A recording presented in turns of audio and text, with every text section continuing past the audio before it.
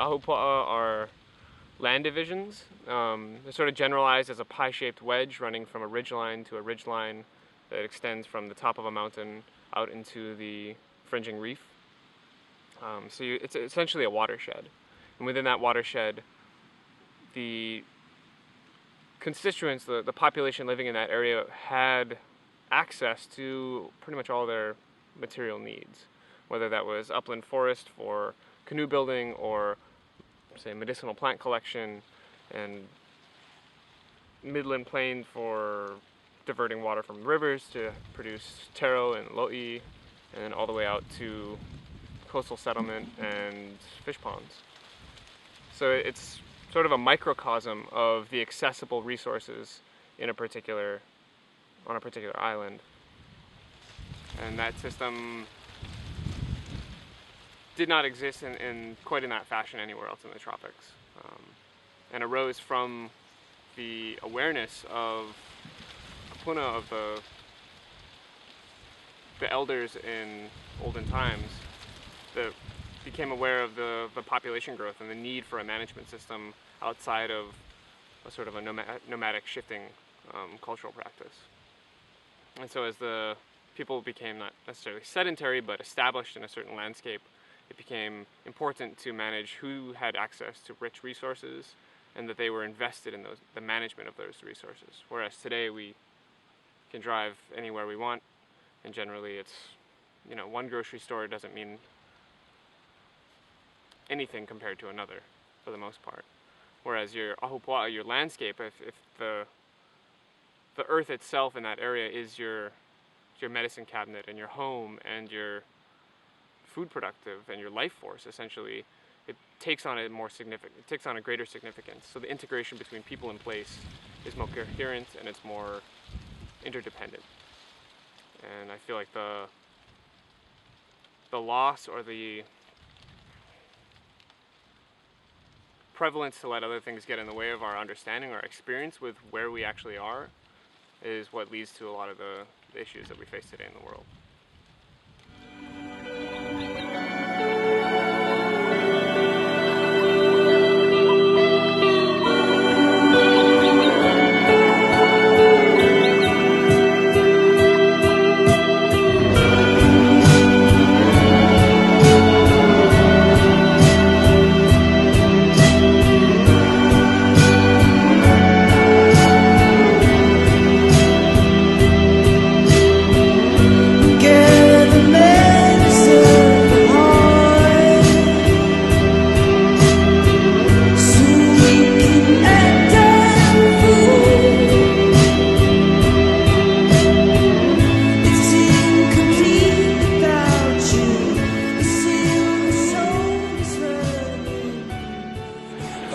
They've been feeding our families since the beginning of time.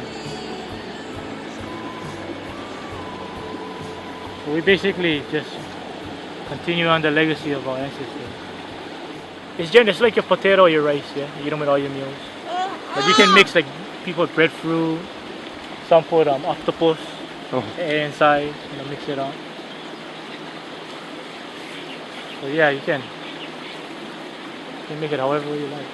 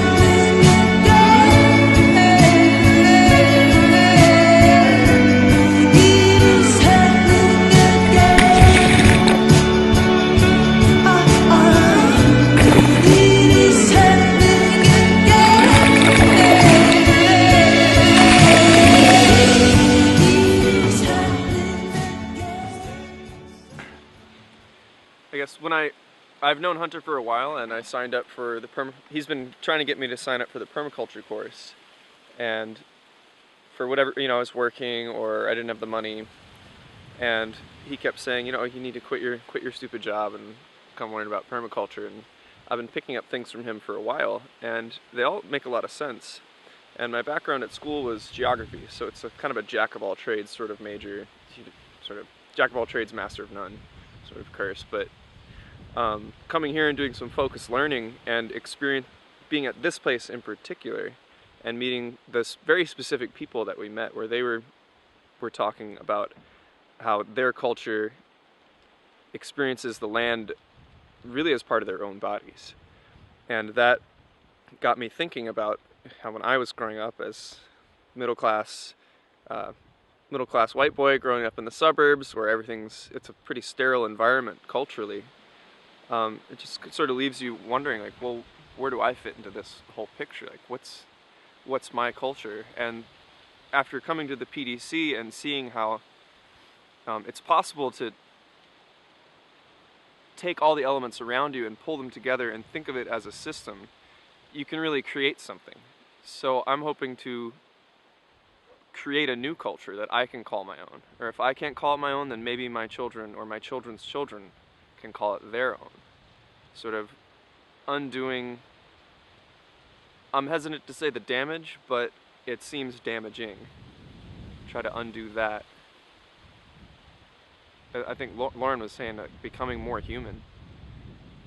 That I think using just simple design aspects taught in this permaculture design certification course, you can do that.